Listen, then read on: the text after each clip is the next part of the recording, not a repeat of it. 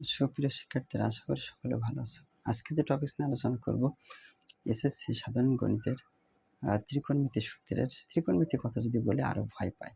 তোমাদের বলা হয়েছিল এরকম যে সূত্র ছাড়াই কিভাবে আমরা করতে পারবো, মুখস্থ বাদে আমরা সূত্র কিভাবে টেকনিকের মাধ্যমে শিখতে পারবো, সেটা আজকে তোমরা জানতে পারবা। আমরা 6টা জিনিস শুধুমাত্র মনে রাখবো। 6টা জিনিস কি? ত্রিকোণমিতি কিন্তু আমাদের 9 এবং 10 এবং 9.1 এবং 2 এর জন্য সূত্র আমাদের অবশ্যই লাগবে। 9.1, 2 থেকে আমাদের যে কোনো বোর্ডের জন্য কিন্তু আমাদের এক সেট অঙ্ক অবশ্যই থাকবে, সর্বনিম্ন 10 মার্কের, এমসিকিউতে আছে। তাহলে এই 6টা আগের জিনিস মাথায় রাখবো। একবার সাইন মনে রাখবো, একটা মনে রাখবো কোসেক, একটা মনে রাখবো ট্যান, একটা মনে রাখবো কট, একটা রাখবো কস, একটা হলো সেক। এই 6টা আগে ব্রেনটা আমরা ঢুকাই নেব। একটা ঢুকাচ্ছি, দেখো সাইন, একবার কোসেক, একবার ট্যান, একবার কট, একবার কস, সেক। এখন পিছনে অনেকে বলে স্যার থেটা, থেটা তো কোনো অনুপাত, কখনো থেটা থাকতে পারে, কখনো থাকতে পারে, কখনো বি, ওটা কোনো ম্যাটার করে না, ডাজন্ট ম্যাটার। তাহলে আমরা এটুকু কাজ আগে করব, যে কার সাথে কার সম্পর্ক, এই সম্পর্ক যদি আমরা বুঝতে পারি তাহলে আমাদের জন্য অনেক সহজ হয়ে যাবে আর কি। তার জন্য 2টা টেকনিক আমি ব্রেনে রাখবো। দেখো 2টা টেকনিক কি, দেখো এই জিনিসটা মাথায় রাখবো। সেন এক সময় কোসার ছিল, কোসার বলতে আমরা বুঝে থাকি যে কোচ অর্থাৎ যে পারদর্শী আর কি, ক্রিকেট খেলা হোক বা অন্য যে কোনো খেলায়। এখন সিন বলতে এখানে বোঝানো হচ্ছে সাইনকে, আর কোসার বলতে এখানে বোঝানো হচ্ছে কোসেককে। এখন আমরা যে সূত্রগুলো এখানে লিখছিলাম সেগুলো এবার আমি দাগ দিয়ে ফেলছি। এখানে দেখো, এবার এখানে আইডেন্টিফাই করে ফেলবো। এই যে এভাবে আইডেন্টিফাই করে ফেলবো। দেখো তাহলে সাইনের সাথে সম্পর্ক আর কোসেকের, এখানে লিখবো সাইন। এবার কোন অনুপাত আমরা একটা দিয়ে নেই, ধরে নাও থিটা দিলাম। সাইন থিটা কত, কোসেক থিটার সাথে আমাদের সম্পর্ক। তাহলে সাইন আর কোসেক কিন্তু বাদ গেল। আরেকটা টেকনিক আমাদের কাজে লাগতে হবে, সেটা এটা কিন্তু আমাদের বাদ গেল। আরেকটা টেকনিক হলো কোস সেঞ্চুরি করেছে। এখন সব ক্ষেত্রে যে কোচ হয় বা কোনো কিছু হয়, সে যদি পারদর্শী না হয় তাহলে তো ভালো হতে পারে না খেলোয়াড়, এটা স্বাভাবিক জিনিস।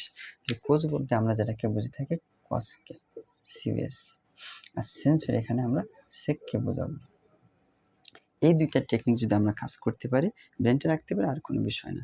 তাহলে কজ আর সেক কিন্তু একটা সম্পর্ক, এরকম লিখবো। কে লিখবো? কস থিটা আর কত, সেক থিটা।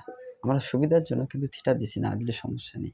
এখন কজ আর সেক যদি বাদ দিই তাহলে অবশিষ্ট থাকে কি, ট্যান কট। এটা আর আমাদের সূত্রে লাগবে না, আমরা এরকম লিখবো ট্যান থিটা, আর কি লিখবো, কট থিটা।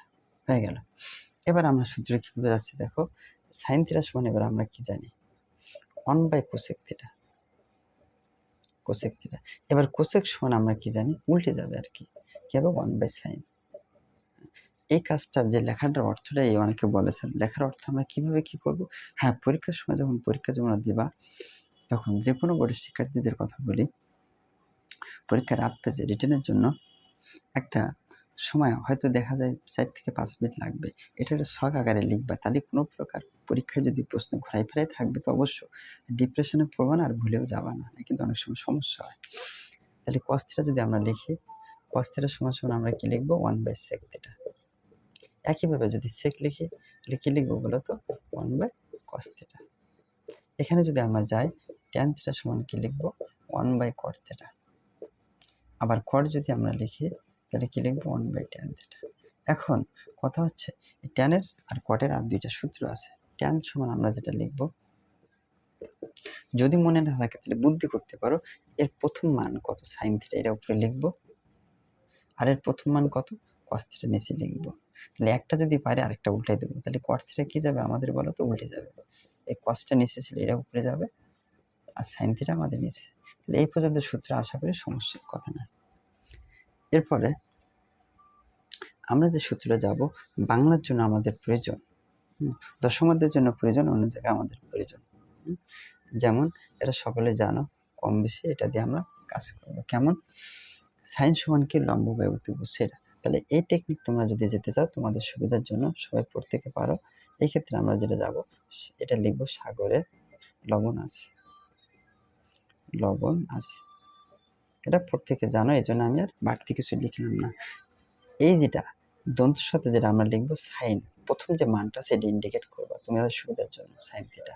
আর লতে যেটা ভাববা তার নাম হচ্ছে লম্ব। এটা ওয়াতে বা যা আছে এটাকে ভাবা অতিভুজ, মানে লিখে নেবা সুবিধার জন্য অতিভুজ। তাহলে সাইন থিটা সমান আমরা কি লিখতে পারবো বলো তো, এই প্রথম যে মানটা আছে এটা উপরে থাকবে লম্ব, আর পরের যে মানটা নিচে লম্ব বা অতিভুজ। এটা আমরা টেকনিক। এবার কোসেক যদি আমরা যাই তাহলে একইভাবে আমরা লিখবো অতিভুজটা উপরে যাবে আর লম্ব নিচে, অতিভুজ সংক্ষেপে লিখলাম আর নিচে আছে লম্ব।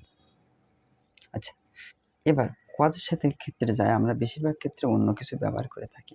আমি অন্য কিছু একটু ভিন্ন আইটেম নিয়ে যাবো, লিখবো এরকম, কচ্ছপ এখন ভূমিতে আছে, কচ্ছপ, কচ্ছপ জমিতে থাকে, কচ্ছপ, কচ্ছপ এখন এখন ভূমিতে আছে, ভূমিতে আছে, ভূমিতে আছে, যেহেতু এখানে জায়গা নেই তাহলে আমি এখানে লিখবো ছোট করে আছে, লিখেছি কচ্ছপ এখন ভূমিতে আছে। এখন কতে যেটা লিখেছি তার নাম হচ্ছে কস থিটা। আর এখন তো বাদ, এটাতে যেটা লিখেছি তার নাম হচ্ছে ভূমি, আর আছে যেটা লিখছি অতিভুজ সংক্ষেপে। তাহলে আগের মতো লিখবো, প্রথম যে মানটা আছে কস, তা লিখবো কস থিটা সমান সমান কে, এই ভূমি উপরে যাবে আর অতিভুজ নিচে আগের মতো।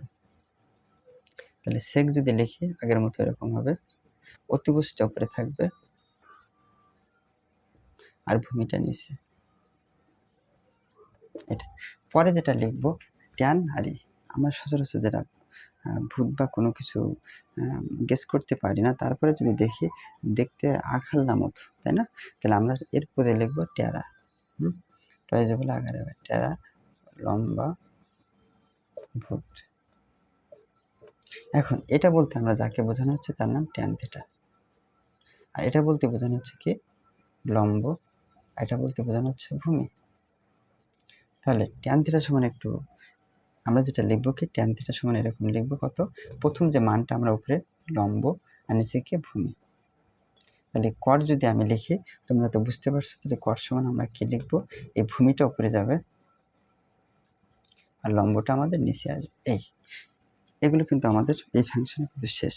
আর তিনটা সূত্র আমাদের লাগবে, সে তিনটা হলো এই, প্রথম এর সাথে এর সম্পর্ক, এখানে স্কোয়ার দেবো, সাইন স্কোয়ার থিটা যোগ cos square theta equal to 1, একটা সূত্র, এক নাম্বার। দুই নাম্বার একটা সূত্র হচ্ছে সাইন আর কজ যেহেতু বাদ, কোসেকের সাথে আমাদের কটার সম্পর্ক, দেখো এর প্রথম সিও আছে, এর সিও আছে, বুদ্ধি রাখবা। যদি বলো স্যার এখানে তো কস আছে, এটা তো অলরেডি বাদ গেছে, তাহলে এটা আগে লিখবা, এটা পরে, এটা বড় মান, ওয়ার্ডটা অনেক বড় দেখছো, এটা আগে লিখবা, তাহলে লিখবা কোসেক স্কোয়ার থিটা, যেহেতু এটা বড় একটা থেকে আরেকটা বিয়োগ করবো, মাইনাস কত, কোয়াট স্কোয়ার থিটা ইকুয়াল টু 1। এই অ্যাট লাস্টে যেটা থাকে এর সাথে এটা মিলাই দিবা, তা লিখবা দেখি যেভাবে আছে এইভাবে, sec square theta minus tan square theta equal to 1। এই সূত্র দিয়ে যে মান বের করতে বলে না কেন সাইন স্কোয়ার থিটা, এটা অবশ্য পার করে দিয়ে আমরা বের করতে পারবো যেভাবে হোক না কেন। এইভাবে যদি আমরা কাজগুলো করতে পারি, সূত্রগুলো লিখে নিতে পারি, রাফ মানে আমাদের খাতায় একটা রাফ পেজে আমরা লিখবো, রাফ লিখে তারপর লিখবো, তাহলে সুবিধা হবে, পরীক্ষায় আমাদের আর কোনো টেনশন বা কোনো কিছু থাকবে না। অনেকে বলে যে আমরা এটা সমান কি লিখবো, তাহলে এটা যদি আমরা জানি তাহলে এরকম লিখতে পারবো, সাইন স্কোয়ার থিটা যোগ cos square theta equal two কত, 1। আমরা যদি লিখি সাইন স্কোয়ার থিটা সমান কি লেখা যায়, এই 1 লিখলাম প্লাস অবশ্যই গেলে মাইনাস কজ স্কোয়ার থিটা, তাহলে কিন্তু কারো কাছে জিজ্ঞাসা করা লাগে না, আমার নিজেদের খাতার ভিতরেই আছে, তাহলে সব থেকে ভালো। এইভাবে যদি আমরা শিখতে পারি আমাদের জন্য ভালো। এই আমরা যখন প্র্যাকটিস করতে থাকবো হাইস্ট গেলে আমার মনে হয় 4 থেকে 5 মিনিট লাগবে, তার বেশি না। 4 মিনিটের জন্য বা 5 মিনিটের জন্য যদি আমরা একটা সৃজনশীল যাবে, এমসিকিউ যাবে, আর অনেক সমস্যা হয়, সব থেকে পজিটিভ দিক তোমার এইভাবে করলে ভালো হয়। এই ছিল বন্ধুরা আজকে ভিডিওটা যদি বিন্দুমাত্র উপকার আসে, ভালো লাগে লাইক দিতে ভুলবে না, সাবস্ক্রাইব করতে ভুলবে না। ধন্যবাদ সকলকে, নেক্সট ভিডিওতে দেখা হবে।